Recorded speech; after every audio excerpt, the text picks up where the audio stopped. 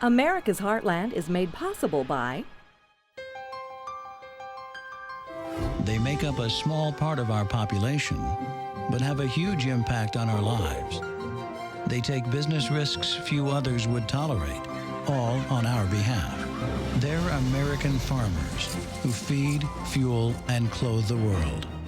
Monsanto would like to recognize them for all they do for the rest of us. Because ultimately, our success and everyone else's depends on theirs. and by the American Farm Bureau Federation, the voice of agriculture. It's cattle roundup time in Wyoming and Montana. Hi there, I'm Rob Stewart. Coming up, we'll take you to a ranch where animal welfare is teaming up with tourism. Hi, I'm Yolanda Vazquez. Just ahead, one young farmer in Tennessee takes an award-winning approach to diversifying his crops to make for a more profitable farm business. I'm John Lobertini. Whenever you reach for the salt shaker, do you ever wonder where the spicy stuff came from? Well, coming up, we're going to take you to Utah and a harvest that takes place deep beneath the ground. That's coming up next on America's Heartland.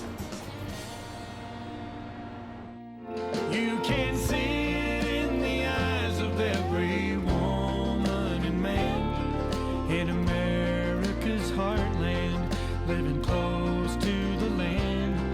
There's a love for the country and a pride in the brand in America's heartland, living close to the land.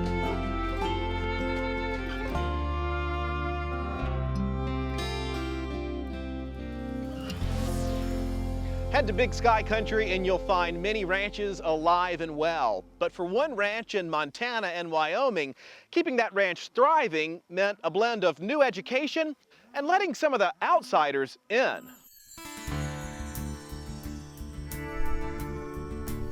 They're riding and roping at Padlock Ranch, a 500,000-acre cattle spread that sprawls across the hills of Wyoming and the wide open spaces of Montana. Everybody here? We're glad to have you here. Padlock Ranch will graze more than 10,000 head of cattle a year, and that's a draw to tourists who vacation here for a slice of home on the range that you won't find on a dude ranch. You're going to be riding, moving cattle, and working with the cowboys. The Palmer family left their city life behind in Denver 2, 3, to saddle up and spend some time on horseback. It's a good thing we gave you that light saddle. We're not going to go in there, we're not going to be hollering and yah and that kind of thing. Today's cowboy chore, moving 200 cows and their calves to the corral.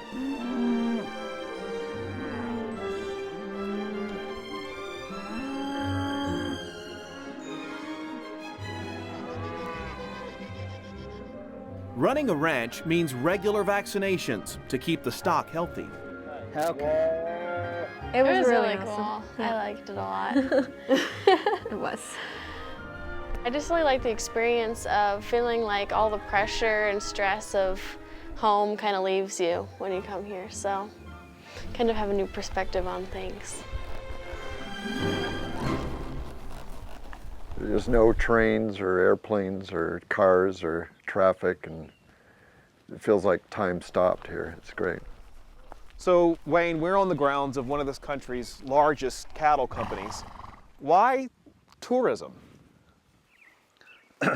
Couple reasons. One is that we want to tell agriculture's story. We want to let people begin to understand where their food comes from. And the second reason is purely economic, that we want to create another source of income. The ranchers here say making that connection with consumers has become a critical element in reaching out to those who know little about farming or ranching.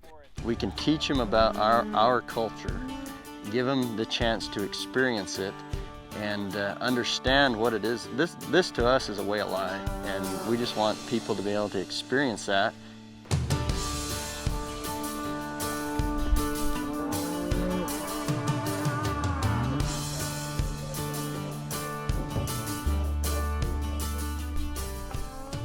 What does it give someone when they come out here and experience this type of life? A lot of what we do with our working ranch vacations is education. If you can go somewhere and connect or reconnect, you learn something about yourself. Padlock is banking that yearning for learning will trigger the interest of more visitors. Visitors who leave Padlock better understanding what ranchers face on the range. Well, I think all ranchers have an untold story of caring about the animals that they care for.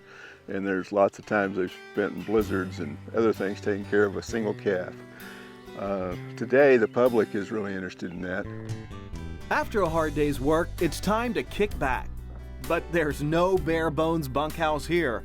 We need to find you a cowboy, because if there's one thing cowboys need, it's nurses. Visitors relax at the upscale Wolf Mountain Lodge. It's up with the sun tomorrow as the golden glow fades tonight. Yeah. Great day. I was reminiscing back when I was a kid, and I remember feeling completely free.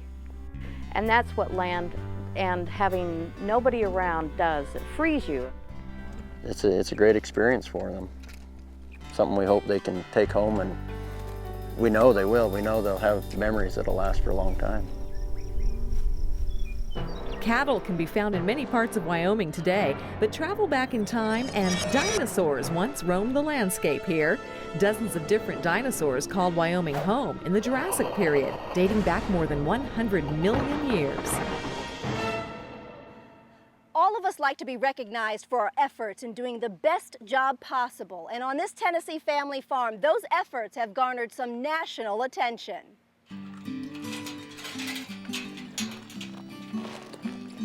When Don Blankenship calls out to his cow herd, "Woo! Come on, girl," they immediately come a-running. It's feeding time here on the farm.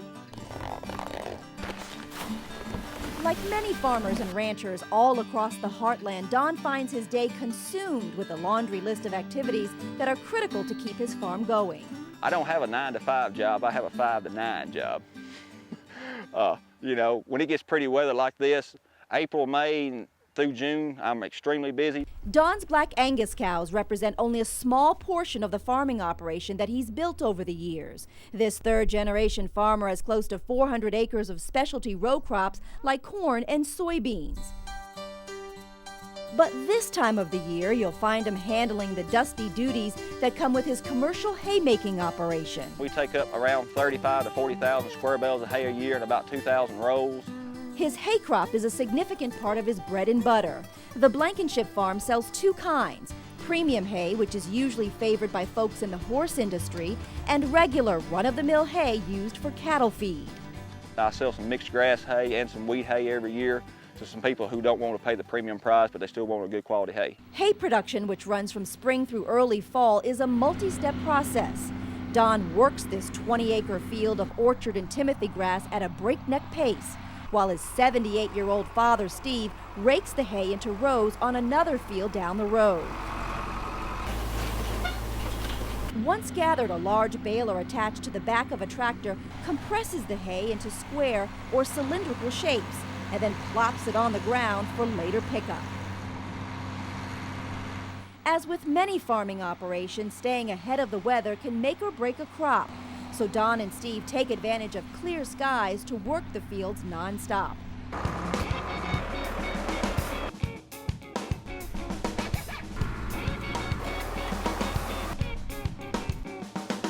They hope to collect 350 rolls of hay before the day is done. We're going to bale it in round bales like the ones behind me, and we'll take it home over and feed our beef cows with it this fall.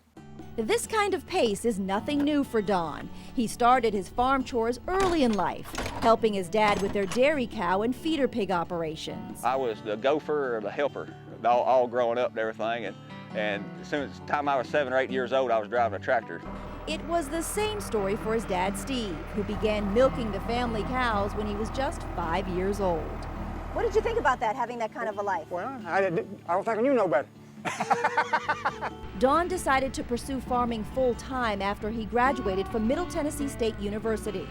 It was that education that convinced him that farming today demands being good at several things at the same time. The key to my operation over the years, I'm very diversified. You know, we have 6 or 7 major things, and I do 4 or 5 other little things on the side. Brings in income too. Don's efforts were recognized in 2008. He picked up statewide honors as Tennessee's Young Farmer of the Year. And those statewide honors propelled him onto the national stage, taking him to Texas, where he and other young farmers and ranchers were finalists for a National Achievement Award. So who get to take it home? How about Donald and Alicia Blankenship from Tennessee? That national award recognizes young farmers who've excelled in their farming operations and exhibited strong leadership skills. I'd like to, to be able to show people that it's still a viable option for people my age to make a living farming. It's a challenging lifestyle, but it's also very rewarding. You learn a lot. They keep your eyes open. You're not sitting right here in your little box all day long. You get to meet people. You get to see what other things they're doing. You get some ideas, Don's agricultural achievements are a reflection of his hard work and determination, keeping his family legacy alive and encouraging others to consider farming. It's a way of life, and I work every day to try to better my way of life and better my industry. Making hay is big business in Tennessee. Farmers harvest nearly 4 million acres each year, and cotton is another important crop. The Memphis Cotton Exchange handles approximately 1/3 of the entire American cotton crop. Hi, I'm Jason Shoultz. Could you pass an agricultural pop quiz? Coming up, I'll show you what's being done in Oregon to teach the next generation about where their food comes from. I'm John Lobertini. Still ahead, we're going to take you to Utah and a harvest that starts deep beneath the ground and, believe it or not, makes its way all the way to your dinner table.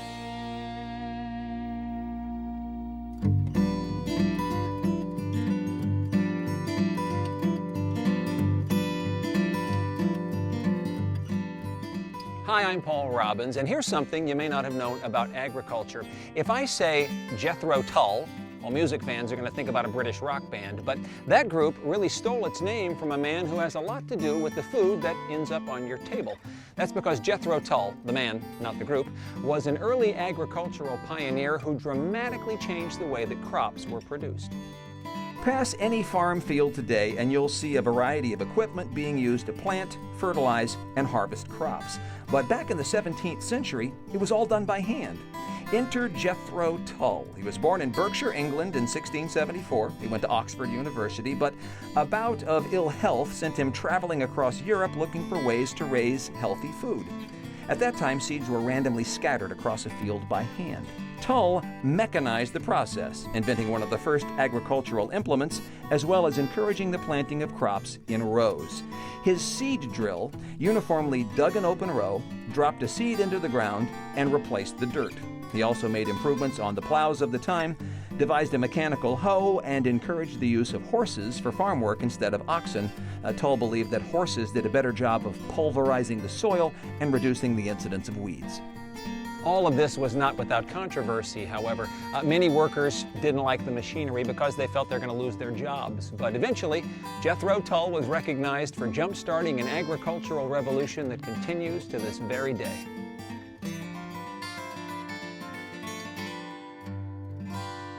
We're not surprised when folks that live in cities don't know where their food comes from, but what about people that live in rural areas where farmers and ranchers are their neighbors and friends? Well, we ventured to Tillamook, Oregon to find out.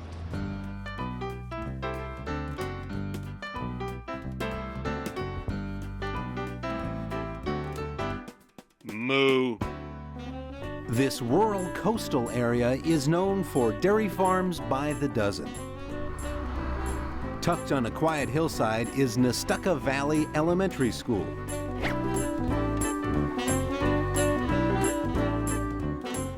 Boys and girls, let's start today with the song. This is Mr. Lucier's 4th grade class. The 32 students were in the middle of a lesson on the Oregon Trail when I dropped in for an agricultural pop quiz. How many kids here live on a farm. Even here in rural Oregon, only 5 out of the 32 students here live on farms. Who thinks chocolate ice cream comes from brown cows? But even if they don't, a pretty big agricultural influence is just down the road. The Tillamook Cheese Factory churns out 70,000 pounds of cheese every day.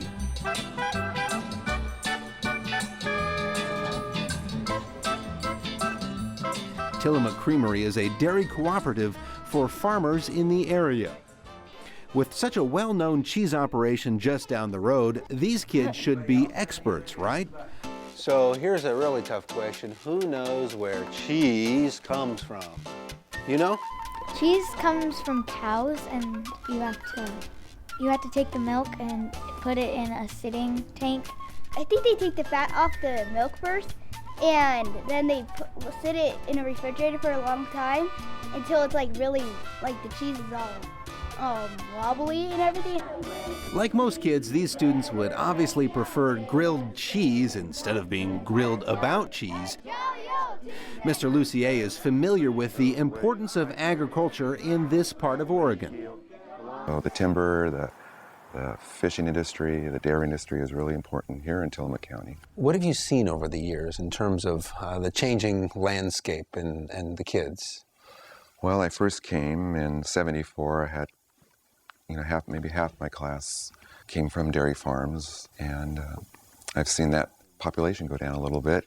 And I imagine even in a place like this where you've got cows outside the window, unless they're learning about it in the classroom, they're not necessarily going to know all these things are happening in their state, right? Right. But Oregon agricultural leaders know that unless they stay focused, farm and food lessons can get lost among the 3 R's. Oregon agriculture is definitely a rich part of our history, but it's also part of our future. And it's a very diverse commodity in Oregon. We grow more than 220 different commodities in our state. That's what's behind the Get Oregonized textbook. This book covers Oregon's history, culture, and agriculture. We send materials from Portland to Paisley, so urban to rural areas, and we work with teachers in all 36 counties across our state. Well, I really like the way the book is written. It's written like in a storyteller's way. It gets kids involved, they can engage, they like the language. Who here knows how you get different kinds of cheese? Cheddar, mozzarella, Swiss. Who knows? Who knows? You add different ingredients than in cheddar cheese. I think you have to age it for a longer period or a shorter period. They just age it for a really long time. Like some age to 1 year, some age to 2 years, some age to 5 years, and that's all I know.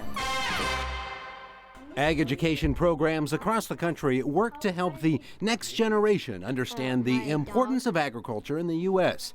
Even if these youngsters never drive a combine or plow a field, they will be voters deciding issues like land use or laws affecting the environment. We're providing accurate science-based information for the students, so we're giving them the tools to make their own decisions. And with tightening education budgets in schools everywhere, things like agricultural education could be easily cut. So programs must fit into curriculums that meet strict standards. Mr. Lucier's class has a lifetime of learning about agriculture ahead, but they passed this cheesy pop quiz, so their reward... You want some Tillamook cheese? Yeah! Whether it's hard, soft, creamy, or flavored, we like our cheese. About a third of all the milk produced in the U.S. is used to make cheese. That adds up to millions of pounds of Swiss, Blue, Cheddar, and Limburger.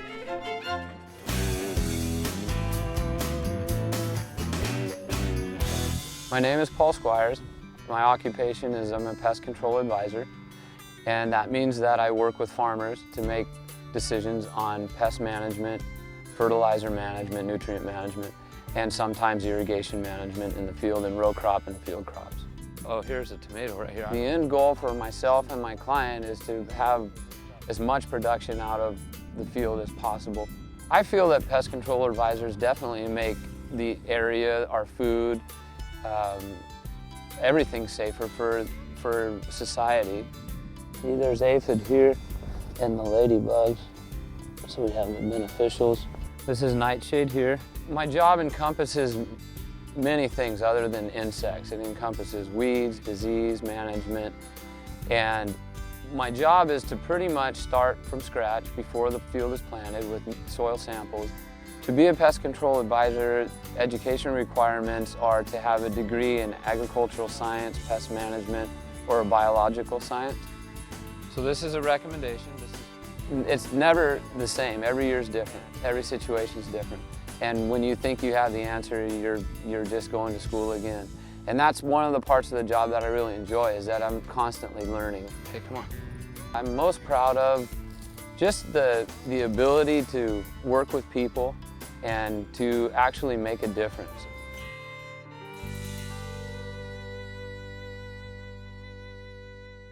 When you talk about agriculture in Utah, you have the usual array of crops that end up on your dinner table. Wheat, corn, barley, all things grown in soil just like that. Right now, though, we're headed for a harvest that takes place well beneath the soil. It's like something out of a science fiction movie, a man navigating a mysterious maze of dark underground tunnels. But Redmond salt mine foreman Kyle Boschart knows where he's going and what he can expect around the next turn. We've had geologists tell us that the deposit here is about 5,000 feet deep. Is that right? So from almost surface to 5,000 feet is solid salt. Salt mining in the United States is a $2 billion a year business. It's almost straight vertical. The deposits here at Redmond were formed millions of years ago from large bodies of salt water that once covered the region. But those horizontal deposits were dramatically altered by violent geological shifts in the earth. There must have been some earthquake to tilt that horizontal deposit. Yes. You know, that would have had to have been huge. Now you're probably wondering, just as we were, how did all of this pure salt survive? Well, the way we hear it, at some point during the Jurassic Age, a series of volcanoes spread ash all over this part of Utah. It was that thick layer of volcanic ash that preserved and protected these deposits. Historians believe animals and local native tribes discovered the first signs of sea salt here. Then in the late 1800s, Utah's earliest settlers turned it into a business. It's completely transparent. It's almost kind of a rose color. The Boschart family took over operations at Redmond in the 1950s, continuing sales that targeted salt for farming and chemical production, as well as cooking and preserving food. Is this going to taste like salt if I put it in my mouth? It will. Very good salt. We think that through the minerals in it, it makes it a little less bitter, almost a little bit of a sweeter tasting salt. But it was a growing consumer interest in health foods in the 1970s that spurred sales. Claims that sea salt with minerals can improve certain health conditions prompted the development of a culinary product they call real salt. Your salt is from a prehistoric ocean, whereas the sea salts that are coming off from the oceans today, they were saying, what about the acid rain, the toxic waste, the sewage, the garbage, the radiation? The company has seen profitable sales overseas, much of it tied to those issues of purity. While culinary salt packaging is important, industrial uses make up the bulk of sales at Redmond. These huge piles of de-icing salt are 70% of the business here. Crews work almost round the clock, and during the summer months they step up production, trying to get a jump on snow season. Because when it hits, it can hit pretty hard, and these trucks will be in here sometimes all the way down to almost Redmond packed in, you know, and sometimes waiting 2 and 3, 4 hours for a load to get out of here. And just as it looks, it's a job unlike almost any other. Workers harvest the salt some 300 feet below the surface in 40 by 80 foot tunnels that twist and turn for 3 miles. Blasting is a daily occurrence, and crews often work in the dark. You notice the yellow reflectors? Kyle Boschart carries on a family mining legacy that started with his grandfather and uncle. Can you go just about anywhere in Utah and find this? No, no. Right here is the only area we know where it is so close to the surface. And unlike farmers who see just one crop in the season ahead, Kyle has a different perception of his underground harvest. Yeah, it'll be long past my lifetime before this deposit here is exhausted. And that's going to do it for this time. Thanks for traveling the country with us on America's Heartland. We're always pleased that you can join us, and remember there's much more available online, including video from today's show. Just log on to americasheartland.org. Thanks for joining us on America's Heartland. To order a copy of this broadcast, visit us online or call 1-888-814-3923. The cost is $14.95 plus shipping. You can see it in the eyes of every woman and man in America's heartland, living close to the land. There's a love for the country and a pride in the brand in America's heartland, living close to the land. America's Heartland is made possible by They make up a small part of our population, but have a huge impact on our lives. They take business risks few others would tolerate, all on our behalf. They're American farmers who feed, fuel, and clothe the world.